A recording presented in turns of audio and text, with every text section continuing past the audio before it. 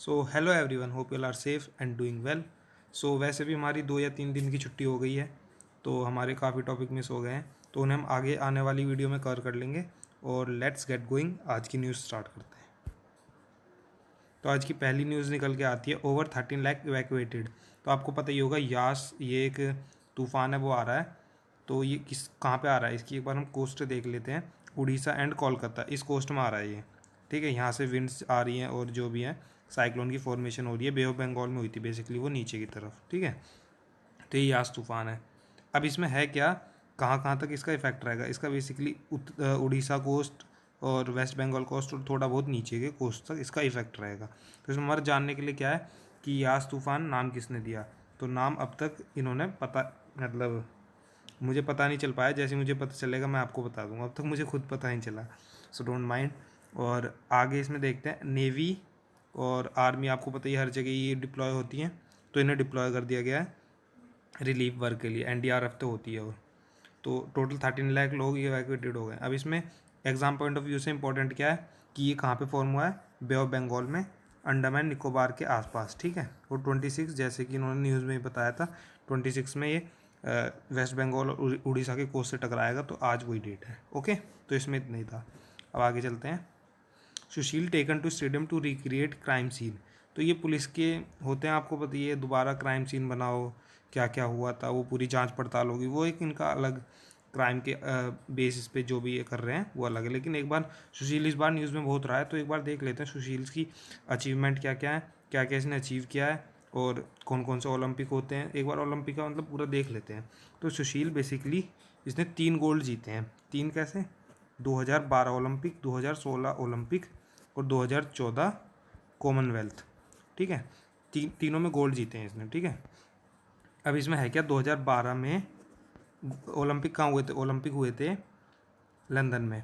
ठीक है, 2016 में हुए थे रियो में, 2020 में कहाँ हुए थे, 2020 में हुए थे टोक्यो में, जो कि अब तक हुए नहीं है। ठीक है, तो टोक्यो में ये अभी 2021 आ गया, लेकिन अब तक हुए नहीं है।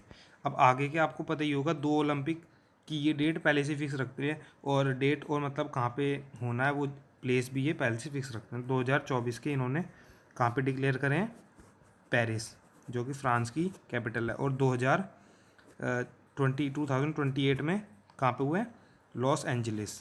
आपको पता ही होगा, one of the most richest और एक्सपेंसिव सिटी है अमेरिका की। ठीक है, तो ये हो गया। ये सुशील के हमने एक बार अचीवमेंट वगैरह देख लिया, एक बार दोबारा रिवाइज कर ले। 2012 में, 2016 ये 2 ओलंपिक हो गए, इन दोनों में गोल्ड। उसके बाद 2014 में भी कॉमनवेल्थ गेम्स में, जो कि शायद स्कॉटलैंड में होती है, ये मैं श्योर नहीं हूँ उसके लिए, पर 2014 में कॉमनवेल्थ गेम में इन्होंने गोल्ड जीता था। ठीक है, नेक्स्ट। ये मैंने ऐसे ही डाल दिया, स्टूडेंट्स काफ़ी आजकल इनका मतलब बेकार कर रखा है स्टूडेंट्स का इन्होंने। अगस्त सितंबर में जाके पेपर होंगे, मतलब जुलाई अगस्त में पेपर होंगे, सितंबर में एंड तक ही उसके रिजल्ट आएगा। तो आपको पता ही है कितना सब कुछ मैसअप हो रखा है। तो बस यही था। तो अगली बार तो वोट आपका किसको जा रहा है, आम आदमी पार्टी को? मेरा तो इसको जा रहा है। ठीक है, आप देख लेना अपना। ये ये है कर्नल पंजाब सिंह। पंजाब सिंह, तो ये है क्या, वेटरन है। वेटरन होते कौन है, जो मतलब किसी भी ऑर्गेनाइजेशन से जुड़े हुए, वहाँ के काफ़ी एक्सपीरियंस गाए होते हैं, उन्हें हम वेटरन कहते हैं। ठीक है, तो ये पास अवे हो गए, गुजर गए, किसकी वजह से, post Covid symptom. Post Covid symptom क्या होते हैं, जो मतलब कोरोना वायरस होने के बाद अगर वो ट्रीटमेंट के बाद ठीक हो गया बंदा, तो उसके बाद जो सिम्टम्स होते हैं, मतलब उसके बाद प्रॉब्लम्स वगैरह आती हैं, उन्हें कहते हैं पोस्ट कोविड सिम्टम्स। ठीक है, तो एक बार इनकी हम अचीवमेंट्स देख लेते हैं। काफ़ी इन्होंने अचीव किया अपनी लाइफ में। लाइफ होता है ऐसी। 1971 में वॉर हुई थी इंडो पाक, आपको पता होगा, जिसमें बांग्लादेश अलग हो गया था। ठीक है, हमने करा दिया था, देखा, बड़ी बड़ी चीज़ कराते हैं हम।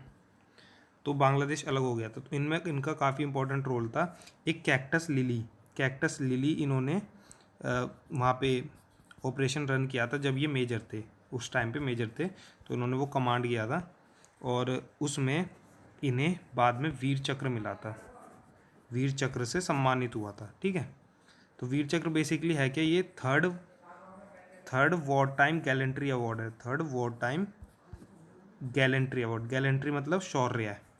शौर्य मतलब किस शौर्य से तुम लड़ रहे हो। तो फर्स्ट कौन सा, फर्स्ट है परमवीर चक्र PVC, सेकंड है महावीर चक्र और थर्ड है VC वीर चक्र।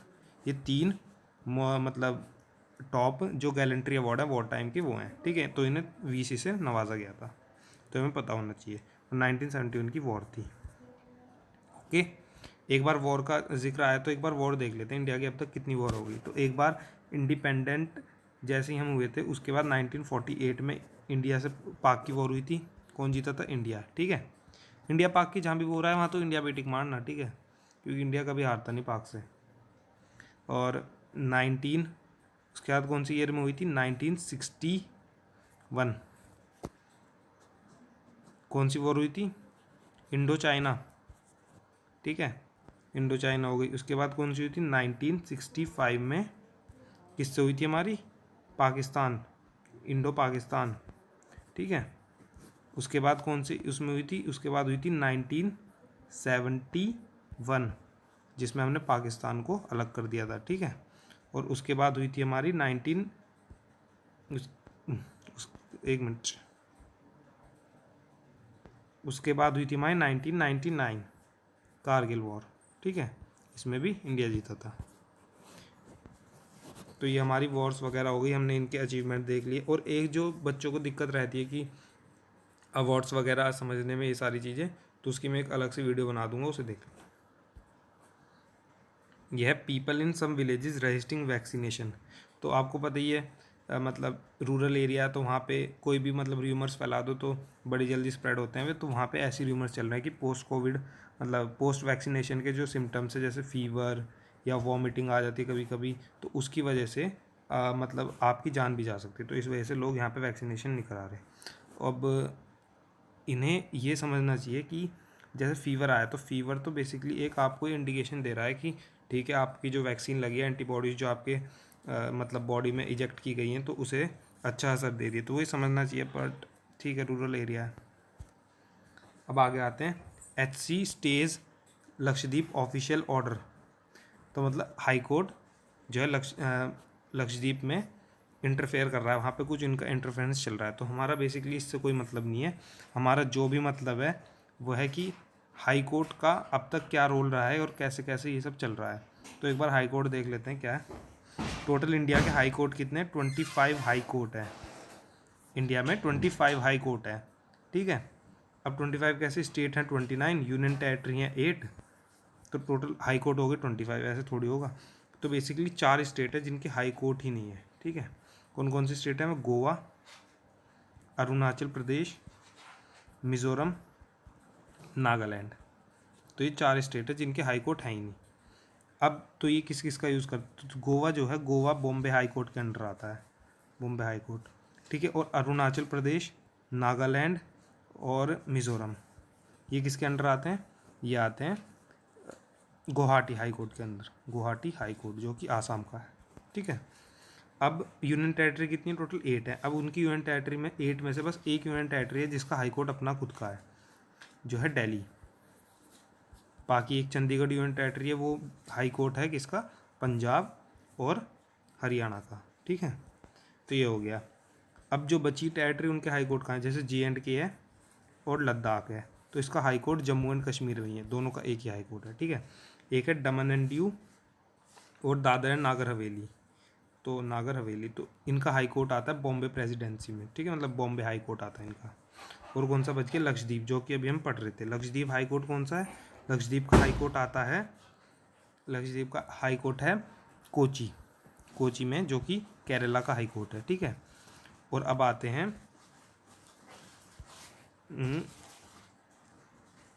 अंडमान निकोबार, अंडमान निकोबार आइलैंड, इसका कौन सा है, इसका है कोलकाता, कोलकाता जो कि हमारा वेस्ट बंगाल में है, ठीक है। तो इनके हाई कोर्ट हो गए। हम पता होना चाहिए खासकर यूनियन टेरेटरी जो कि 2 इंपॉर्टेंट है हमारी, कौन कौन सी, एक तो लक्षद्वीप, इसका हाई कोर्ट आता है कोची, और एक है हमारा अंडमान निकोबार, इसका हाई कोर्ट आता है हमारा कोलकाता, ठीक है। तो ये हमारा इंपॉर्टेंट है, ये पता होना चाहिए।